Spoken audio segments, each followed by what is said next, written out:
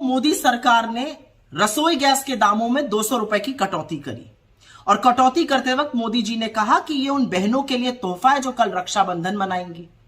लेकिन असलियत यह है कि इसके लिए मोदी सरकार को मजबूर कर दिया इंडिया के गठबंधन ने। हम लगातार बेरोजगारी की, महंगाई की, आर्थिक असमानता की, महिलाओं के लिए दिक्कतों की बात करते हैं और अब इन नफरतियों को भी असल मुद्दों पर बात करनी पड़ी। तो क्या हुआ कि 2 करोड़ हर साल रोजगार का जुमला देने वालों को तो 20 करोड़ रोजगार का ब्यौरा देना था, उनको अब फर्जी रोजगार मेले लगाने पड़ रहे हैं। जो लोग 30 लाख करोड़ रुपए डाका डाल चुके हैं लोगों की जेब पर, ईंधन पर टैक्स लगाकर, वो अब 200 रुपए कम करके एलपीजी पर लोगों की आंख में धूल झोंकना चाहते हैं। लेकिन कुछ बातें समझ लेनी जरूरी है। सबसे पहली बात तो यह समझ लीजिए कि खरीदने की क्षमता के अनुसार हिंदुस्तान में दुनिया में सबसे महंगा एलपीजी सिलेंडर बिक रहा था, तीसरा सबसे महंगा पेट्रोल बिक रहा है, 7वां सबसे महंगा डीजल बिक रहा है। एक और बात समझिए कि 2014 से 2023 के बीच में एलपीजी सिलेंडर के दामों में 185%, 185% की वृद्धि हुई है। 400 का सिलेंडर 1140 पर पहुंच गया। घटाया कितना गया? मात्र 17.5%, 200 रुपए।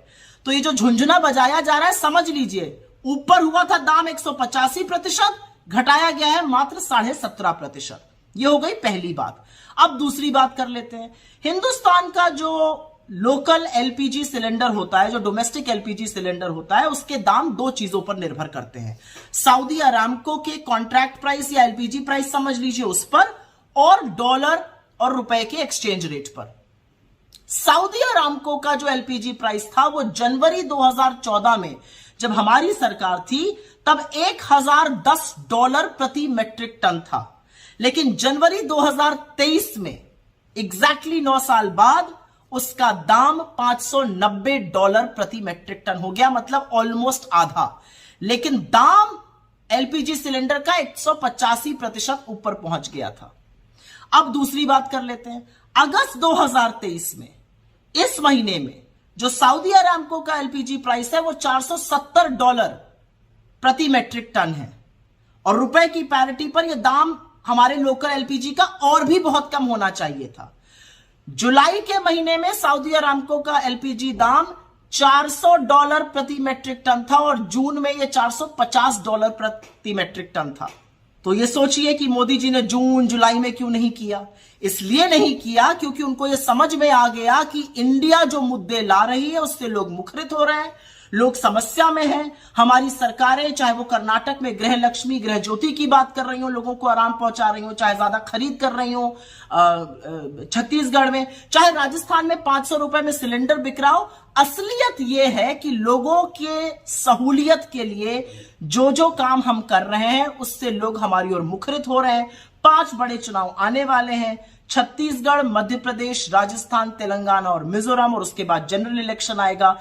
जिन लोगों ने 9.5 साल आपकी महंगाई के लिए टोह नहीं ली, आपकी जेबों पर डाका डाला, अब वो 200 रुपए कम करके झुंझुना बजा रहे हैं। लेकिन आज सवाल पूछने का दिन है, और सवाल यह पूछना चाहिए कि आखिरकार आपने इतना आतंक दामों पर क्यों मचाया हुआ था।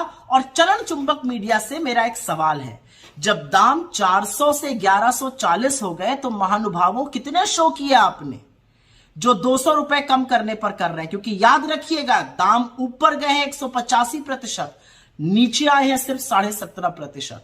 लेकिन ये इंडिया का प्रभाव है। अभी आगे आगे देखिए होता है क्या।